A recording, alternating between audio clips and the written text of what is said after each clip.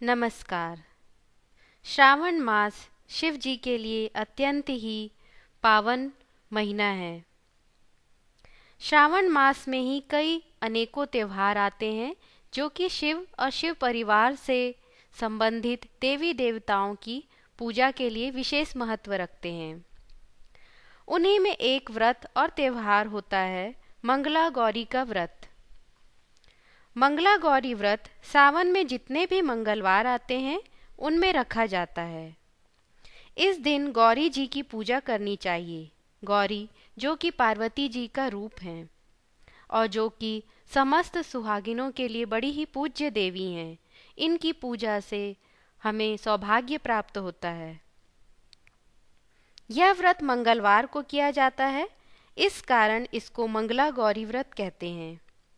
यह व्रत स्त्रियों के लिए है। आइए अब देखते हैं कि इस व्रत को किस तरह से किया जाता है।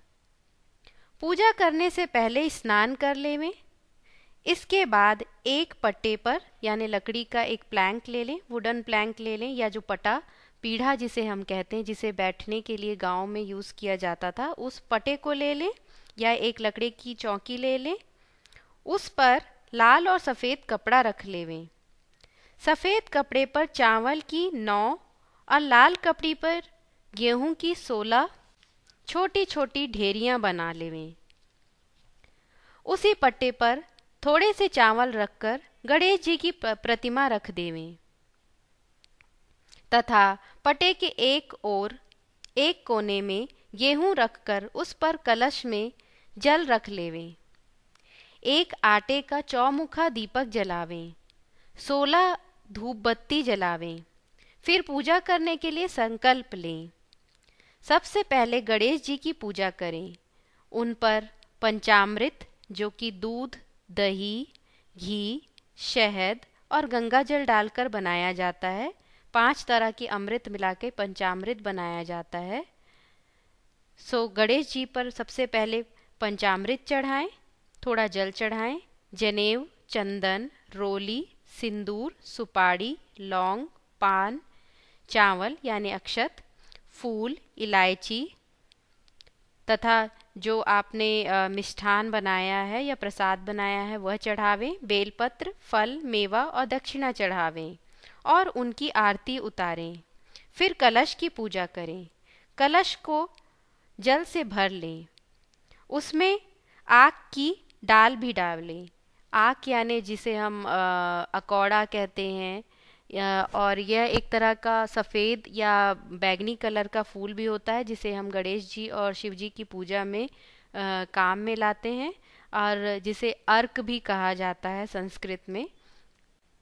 फिर एक सकोरा में यानी एक छोटे से टोकरी में गेहूं का आटा रखकर उस पर सुपारी रखें और जो दक्षिणा रखें उसे आटे से दबा देवें। फिर बेलपत्र चढ़ावें तथा जिस प्रकार गणेश जी की पूजा की गई थी उसी तरह उसी प्रकार कलश की भी पूजा करें।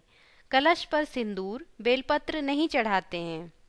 इसके बाद जो चावल की 9 ढेरियां बनाई थीं उनकी कलश की तरह ही पूजा करें। उनको नवग्रह कहते हैं। इसके बाद 16 जगह जो गेहूं रखे गए थे उनकी पूजा करें। उनको षोडश मातृका यानी 16 तरह की मातृ स्वरूप देवियां कहा गया है। इन पर खाली जनेऊ नहीं चढ़ाते हैं क्योंकि ये मातृकाएं हैं, इसलिए आप इन पे जनेऊ नहीं चढ़ाएंगे। इन पे सारी वे वस्तुएं जो कि सुहाग से संबंधित हैं और महिलाओं से संबंधित रखती हैं वैसी वस्तुएं चढ़ाएंगे, जैसे हल्दी, मेहंदी, सिंदूर चढ़ाएंगे। इन सब की पूजा कलश और गणेश जी के अनुसार ही होती है।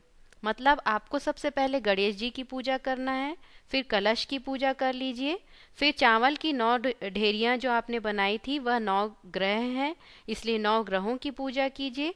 फिर 16 मातृकाएं के रूप में हमने गेहूं की ढेरियां बनाई थी, उन्हें मातृ स्वरूप यानी जिस तरह से देवी जगदम्बा और देवी गौरी की पूजा आप करते हैं उसी तरह से उनकी पूजा आप कर लेंगे। इसके बाद कलावा लेकर पंडित जी के पंडित जी के हाथ में बांध दें, फिर पंडित जी से अपने हाथ में भी बंधा लेवें। यह इस तरह का एक रक्षा सूत्र की तरह होता है। अगर आप पूजा घर पे खुद ही कर रही हैं तो कलावा लेकर भगवान को स्पर्श करा के अपने हाथों में बांध लें। तदंतर मंगला गौरी का पूजन करें। मंगला गौरी के पूजन के लिए एक थाली में चकला रख लें। खस पर गंगा जी की मिट्टी से गौरी की मूर्ति गढ़ लें। फिर मूर्ति बना लें। आटे की एक लोई बनाकर रख लें। पहले मंगला गौरी की मूर्ति को जल, दही, दूध, घी, चीनी, शहद आदि से पंचामृत बनाकर स्नान करावें। स्नान करा के उन पर वस्त्र चढ़ावें, नथ पहनावें, रोली लगावें, चंदन, मतलब उनका पूरी तरह से साज श्रृंगार करना है। चंदन, सिंदूर, हल्दी, चावल, मेहंदी, काजल लगाकर 16 तरह के फूल चढ़ावें।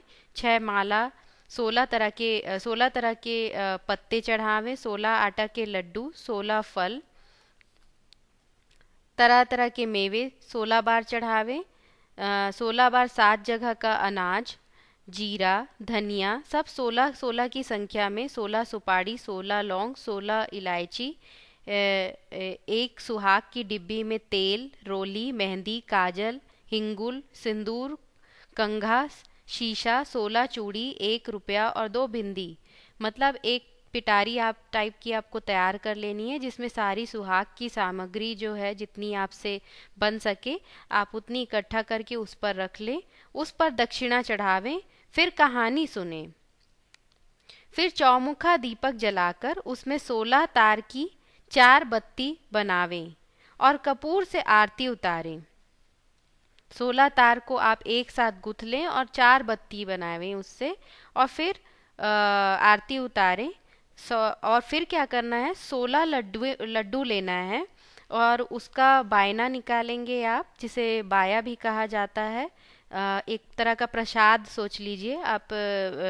निकालेंगे एक प्लेट में या एक छोटी सी टोकरी में, और फिर उसको अपने सासू जी के पैर छूकर उन्हें दे देना है और उसके बाद भोजन कर लें।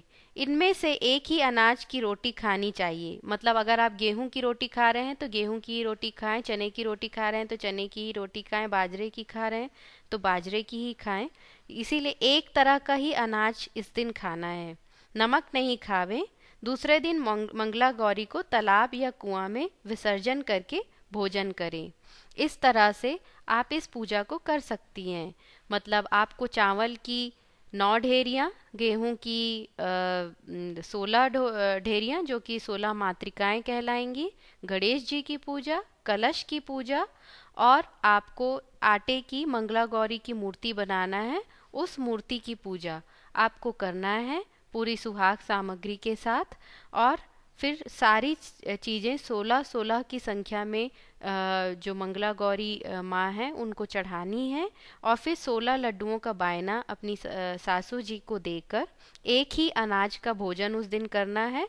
और दूसरे दिन मंगला गौरी की मूर्ति को आपको श्रद्धा के साथ तालाब या कुएं में या नदी में या समुद्र में विसर्जन कर देना है, और फिर आप सामान्य भोजन कर सकती हैं। इस तरह से करने से यह अचल सौभाग्य देने वाला व्रत कहा गया है, और जिससे माँ गौरी की असीम कृपा प्राप्त होती है। आशा करते हैं कि यह जानकारी आपके लिए उपयोगी सिद्ध हुई होगी। और भी अधिक त्योहारों की जानकारियों के लिए आप हमारे चैनल को फॉलो कर सकते हैं।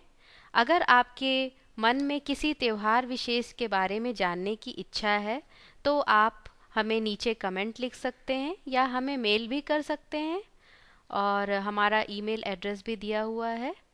और इस तरह से हम अपने प्रोग्राम में नए नए त्योहार, नए नए व्रतों के बारे में और भारतीय संस्कृति से जुड़ी नई नई चीज़ों के बारे में आपको नई नई जानकारियाँ हमेशा उपलब्ध कराते रहेंगे। धन्यवाद।